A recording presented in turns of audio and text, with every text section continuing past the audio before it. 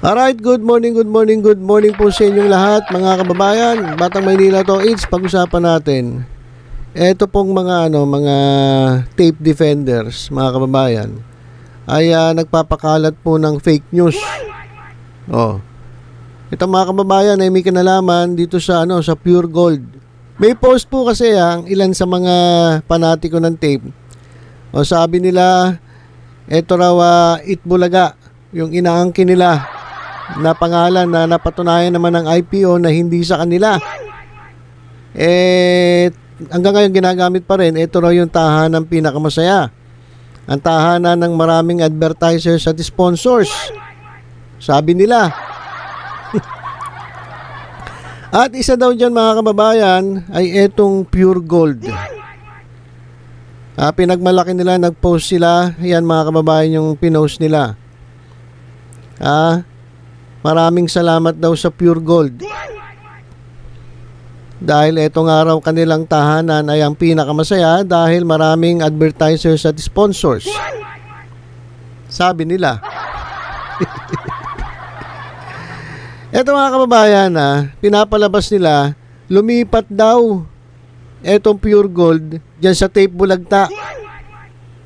Pinapalabas nila, umalis daw sa EAT, lumipat daw sa tape. Ayun yung yung sinasabi na itong mga tulongges na to. Ito, basahin ko lang ibang comments mga kababayan para makita natin kung ano ang mga pinagsasabi itong mga tambaluslos na ito. O sabi pa ng isa, may iiyak na naman. Sino iiyak?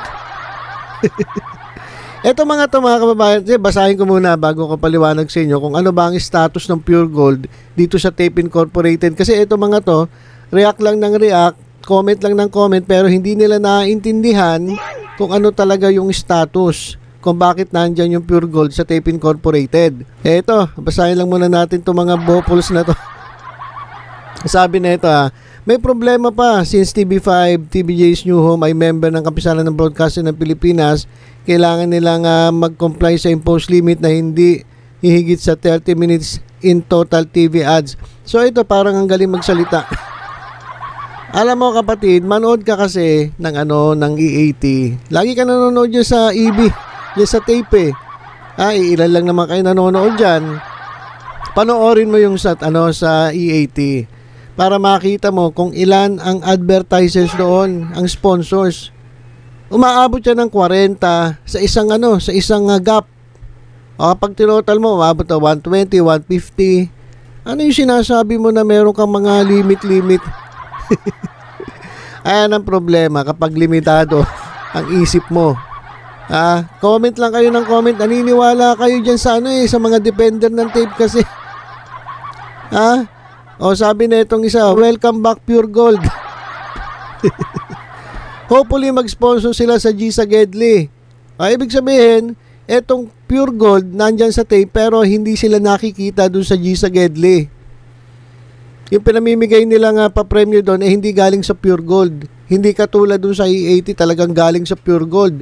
Yung mismo tauhan ba yun, opisyalis ng Pure Gold, makikita mo dun sa sa sugod bahay. Pero dito pala sa G sa Gedli, dito nakikita natin kung ano talaga yung nangyayari. So hindi pala nakikita itong Pure Gold sa G sa Gedli, dun lang sa tape. Kaya nangangarap sila na mag-sponsor daw sana itong Pure Gold yan sa G sa Gedli. At SME itself is a major client of Pure Gold na kung saan mabibili halos lahat ng products nila across its family of stores. Ayan, may mga binanggit siya. Welcome back sa EB. Welcome back daw Pure Gold.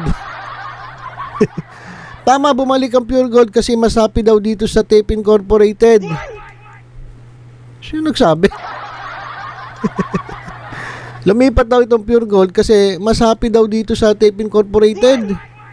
Sabi na itong tulongges na to. Eto na nga, paliliwanag ko na nga.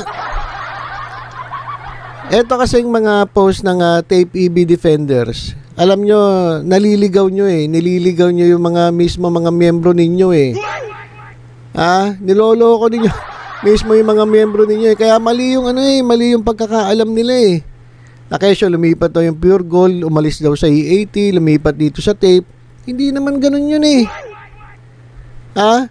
Etong ito paliwanag ko sa inyo para alam niyo kasi hindi tinuturo sa inyo ito ng mga kasamahan yung mga defender dyan sa tape makinig kayo mga tulongges. Etong Pure Gold, matagal na yan sa Tape Incorporated. Okay, nung umalis etong TBJ dyan sa tape, nako, nagsorry etong si Joey De Leon dito sa Pure Gold. Bakit nagsorry? Kasi nung umalis sila etong TBJ dyan sa tape, nakapag-advance makinig kayo mga tulongges, kasi akala nila bagong lipat lang itong Pure Gold dito sa tape hindi naman pinapaliwanag ng mga amo nila ano talaga. So eto, makinig kayo, nag-advance etong Pure Gold dyan sa tape.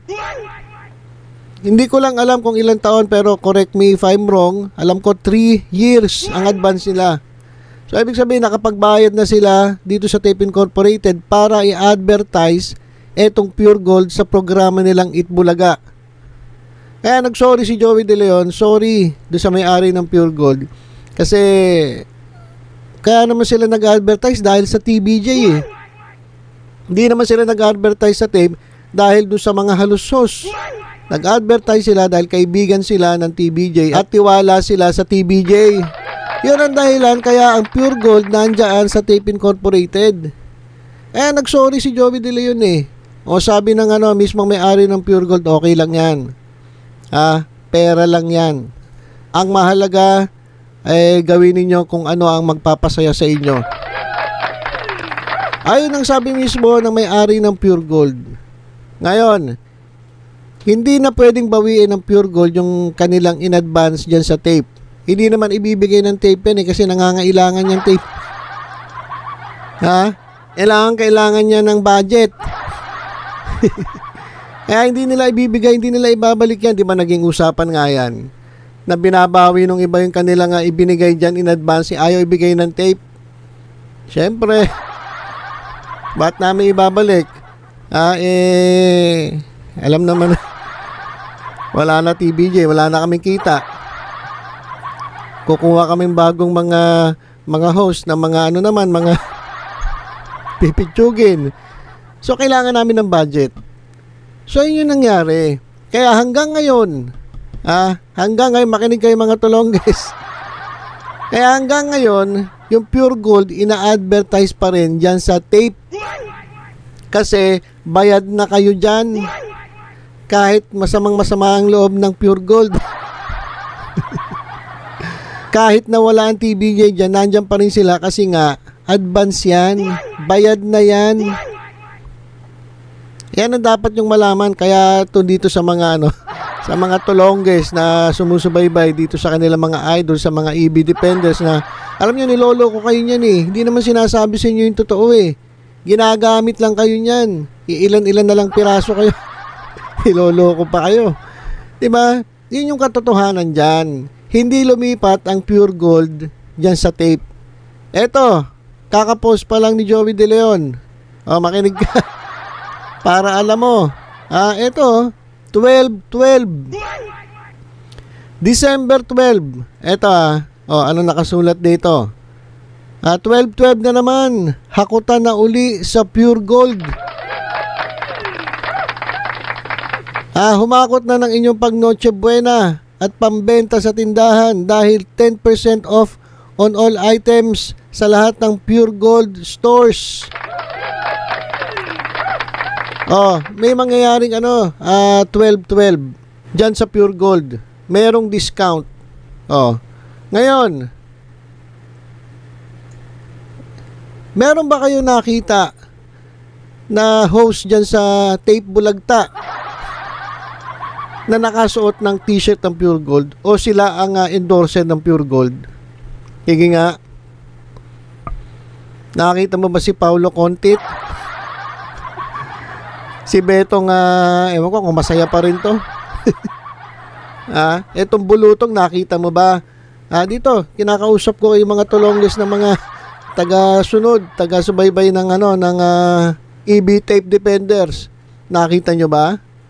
Nakita nyo na ini-endorse nila ang Pure Gold? hindi naman sila endorser ng Pure Gold eh. Nakakontrata lang talaga ang Pure Gold dyan at in advance lang yan, kaya nandyan. Pero ang totoong endorser ng Pure Gold ay etong TBJ. Ayan mga kababayan, no? Nakasuot pa sila ng t-shirt ng Pure Gold. So, yung sinasabi sa inyo na lumipat etong Pure Gold dyan sa tape, fake news yan. Pinaglolo kayo ng ng mga bossing nyo dyan, ng mga, ewan ko, bossing ba tawag nyo dyan sa mga TPB defenders? Dyan sa, hindi ko nababanggitin yung mga pages nila. Wala eh. Mga konti lang din naman ang nanonood dyan eh. Paano nga kayong panonoorin? Kasi nga fake news kayo. So yun lang mga kababayan, gusto ko lang liwanagin, baka kasi mabasa ito ng ilan sa mga legit number cards. Hindi po lumipat ang Pure Gold sa tape. Matagal na po talagang nandyan sa tape ang Pure Gold. Nakakontrata sila in advance nga eh, dahil sa TBJ eh. Hindi naman nila akalain na maalis ang TBJ dyan. Syempre, hindi naman pwedeng bayad sila, hindi nila i-advertise ang Pure Gold. Kaya hanggang ngayon, ina-advertise pa rin dyan sa tape itong Pure Gold. Pero pagkatapos nung matapos yung advance, mali na. Aalis na Pure Gold dyan.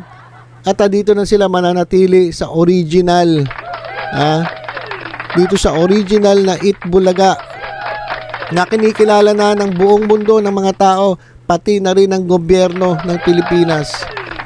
Alright, so yun lang po muna mga kababayan. In-update ko lang kayo para hindi kayo magaya dito sa mga followers ng mga tulongges na nalolo ko mismo ng mga sinusuportahan nila mga Facebook pages. Okay, so ingat po tayong lahat. God bless.